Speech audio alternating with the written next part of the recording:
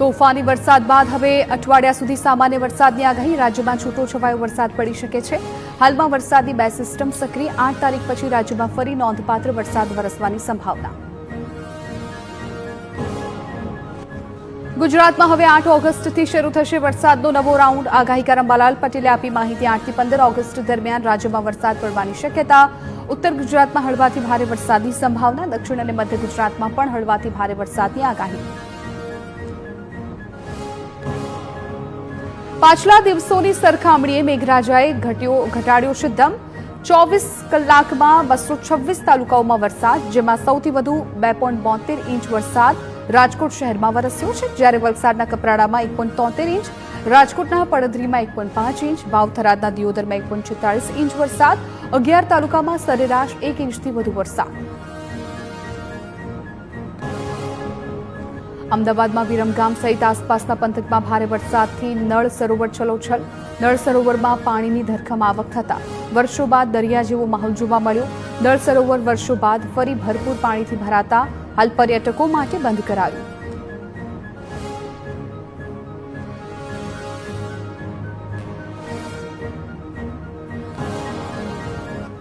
રાજ્યમાં સારા વરસાદી માહોલને પગલે તમામ ડેમમાં પાણીની મબલખ આવક. 206 ડેમમાંથી 34 ડેમ હાઈ એલર્ટ પર. મોરબીનો મચ્છુ 2 ડેમ અને બ્રાહ્મણી ડેમ તેમજ ભાવનગરનો શેત્રુંજી ડેમ એલર્ટ પર. સુરેન્દ્રનગરનો ધોળીધજા અને ફાળકુ ડેમ 100% ભરાયા. અમરેલીનો ધાતરબડી, ભરૂચનો ઢોલી ડેમ ઓવરફ્લો.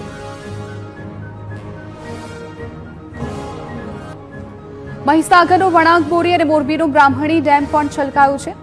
ડેમ ઓવરફ્લો થતાં નદીઓમાં પાણી છોડવામાં આવ્યું. રાજ્યના 206 જળાશયોમાં હાલ કુલ 58.96% પાણીનો સંગ્રહ. વરસાદ છતાં 75 જળાશય 36.89% અને ડેમ 25%થી ઓછા ભરાયા. ડભોઈના વઢવાણ સિંચાઈ તળાવ 70%થી વધુ ભરાયું છે. જોજબા ડેમમાંથી પાણી છોડવામાં આવતા તળાવમાં પાણીની આવક. ડભોઈ અને આસપાસના 32 ગામોને મળશે લાભ.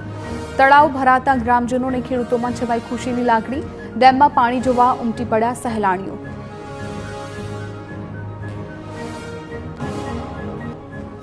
મહેસાણાના ધરોઈ ડેમમાં પાણીની આવક થતા જળસ્તર વધ્યું. ડેમમાં હાલ 1157 ક્યુસેક પાણીની આવક ચાલુ. ડેમની જળસપાટી 605 ફૂટને પાર પહોંચી.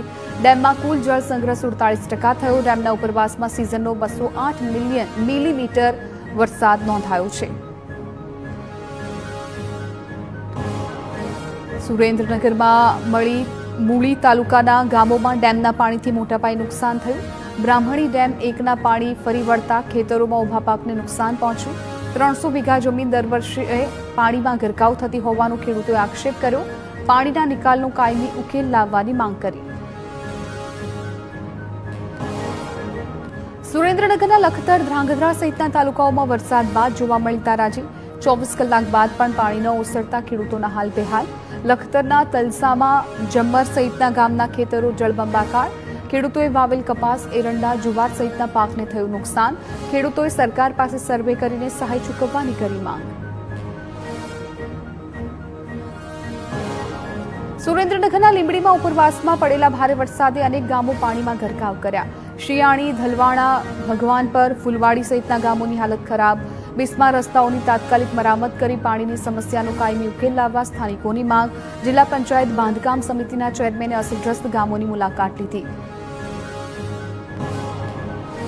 વિરમગામ શહેરમાં પૂરના પાણીએ સર્જી મુસીબત. વરસાદ બંધ થયાના 48 કલાક બાદ પણ ઠેર ઠેર જળબંબાકારની સ્થિતિ. વોર્ડ નંબર 2માં લોકોના ઘરોમાં વરસાદી પાણી ઘૂસી ગયા. વોરાની ચાલી સહિતના સ્થળોએ પાણી ભરાતા રહીશો પરેશાન. તંત્રે હજુ સુધી પાણીના નિકાલ માટે કોઈ કામગીરી ન કરી હોવાનો સ્થાનિકોનો આરોપ. ભરૂચમાં પૂરગ્રસ્તોની વહારે આવી સેવાભાવી સંસ્થાઓ. TV9એ લોકોની દયનીય સ્થિતિનો રજૂ કર્યો હતો અહેવાલ. નેત્રંગ અને વાલિયામાં 10 ઇંચથી વધુ વરસાદ ખાબક્યો હતો. સોડગામ અને ડહેલીમાં પૂરના પાણીએ સર્જ્યો હતો ભારે વિનાશ. નર્મદા જિલ્લાના ડેડિયાપાડાના કંજાલ ગામમાં વરસાદ વચ્ચે પ્રસૂતાને જોડીમાં 108 સુધી લઈ જવી પડી. ટૂંકનેર નદીના પ્રવાહમાંથી રસ્તો બંધ થઈ જતા પાણીના પ્રવાહમાંથી પ્રસૂતાને લઈ જવાય. 20 જેટલા લોકોએ 1.5 કિલોમીટર ચાલીને મહિલાને એમ્બ્યુલન્સ સુધી પહોંચાડી. પાકા રોડના અભાવે ગામવાસીઓને ભારે મુશ્કેલી. રાજકોટના જસદણમાં નવા બાયપાસ રોડ અંગે ખેડૂતોનો વિરોધ. જસદણ નાગેશ્વરી રોડ પર નવા બાયપાસથી ખેડૂતોને નુકસાન થવાની આશંકા. મોટી સંખ્યામાં ખેડૂતો એકઠા થઈને વળતર અંગે રજૂઆત કરી. જૂનો બાયપાસ યથાવત રાખવા માટેની માંગ કરી. જમીન સંપાદન અંગે પણ ખેડૂતોએ આપ્યું આવેદનપત્ર. માંગણીઓ નહીં સ્વીકારાય તો ઉગ્ર આંદોલનની ઉચ્ચારી ચીમકી.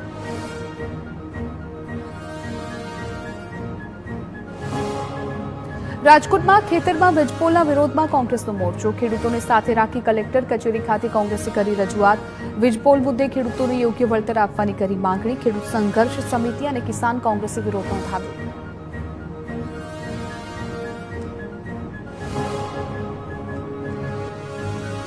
કચ્છમાં ખેડૂતોના વિવિધ પ્રશ્ને કચ્છ જિલ્લા કોંગ્રેસની ઉગ્ર રજૂઆત. મોટી સંખ્યામાં બેનરો સાથે રજૂઆત કરવા માટે કોંગ્રેસના કાર્યકર્તાઓ પહોંચ્યા હતા. વીજ લાઇનની રજૂઆત કરવા માટે મોટી સંખ્યામાં પહોંચ્યા.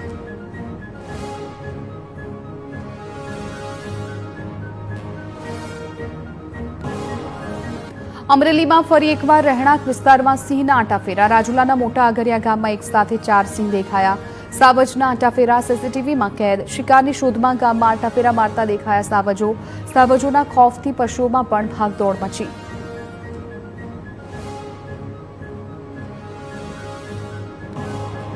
ગુજરાતમાં ચાંદીપુરા વાયરસે કહેર વર્તાવતા અત્યાર સુધીમાં 22 બાળકોના ચાંદીપુરા વાયરસથી મોત નીપજ્યા. રાજ્ય સરકાર દ્વારા જાહેર કરાયેલા સત્તાવાર આંકડા પ્રમાણે ચાંદીપુરાના કુલ 184 શંકાસ્પદ કેસ નોંધાયા, જેમાંથી 35 કેસ પોઝિટિવ આવ્યા છે. વિવિધ જિલ્લા હોસ્પિટલોમાં 7 પોઝિટિવ દર્દી હાલ સારવાર હેઠળ છે. બનાસકાંઠામાં ચાંદીપુરા વાયરસથી વધુ એક બાળકનું મોત. અમીરગઢ તાલુકાના કાનપુરા ગામના બાળકનું મોત થયું. પાલનપુર, કાંકરેજ અને અમીરગઢમાં કુલ 3 બાળકના ગયા છે.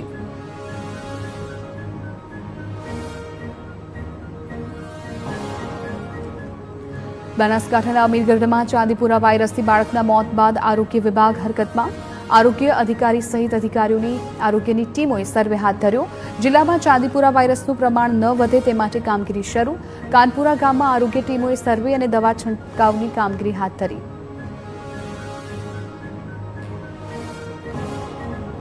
ખાડીપુરની સમસ્યા સામે હવે સુરતીઓએ ચઢાવી છે બાયો. 25 દિવસમાં 3 વખત ખાડીપુર આવતા લોકો ત્રાહિમામ. પર્વત પાટિયા અને આસપાસના વિસ્તારની 15થી વધારે સોસાયટીઓના રહીશોએ બનાવી જન આંદોલન સમિતિ. ગાંધીનગર સુધી આંદોલન કરવાની ચીમકી ઉચ્ચારી. તંત્ર પાસે વાયદા નહીં, સમસ્યાના કાયમી નિરાકરણની માંગ. સ્થાનિક મહિલા સાથે કોર્પોરેટરે કરી ટેલિફોનિક વાત. મહિલાએ કોર્પોરેટર દિનેશ રાજપુરોહિતને જણાવી આપી હતી. ખાડીપુરનું નિરાકરણ તેમના હાથમાં ન હોવાનું જણાવી કોર્પોરેટરે પોતાનો બચાવ કરવાની કોશિશ કરી. સોસાયટીના લોકોને મીડિયામાં ચમકવું હોવાનું કોર્પોરેટરનો આરોપ.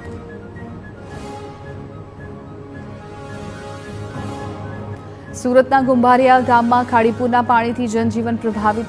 કડોદરા રોડ પર કુંભારિયા ગામમાં ખાડીપુરના પાણી ભરાયા. 25 દિવસમાં ત્રીજી વખત પાણી ભરાતા સ્થાનિકોને હાલાકી. 100થી વધારે ઘર પાણીમાં ગરકાવ થતા સ્થાનિકોમાં રોષ.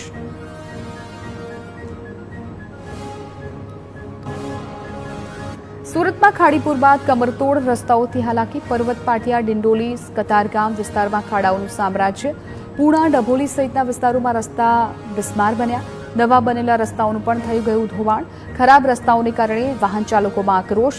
તંત્ર દ્વારા રોડ અંગે નક્કર કામગીરી ન થતી હોવાનો આક્ષેપ.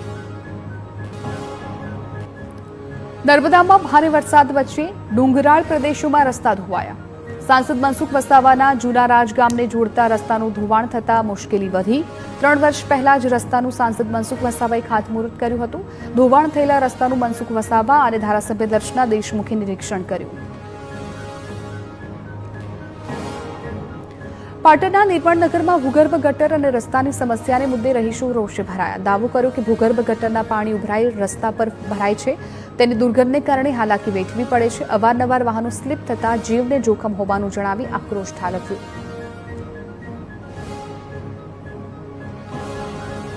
સ્થાનિકોના ઉગ્ર વિરોધને પગલે ધારાસભ્ય કિરીટ પટેલે નિર્મળનગર વિસ્તારની મુલાકાત લીધી. લોકો સાથે વાત કરી નગરપાલિકાની કામગીરી સામે સવાલ ઉઠાવ્યા.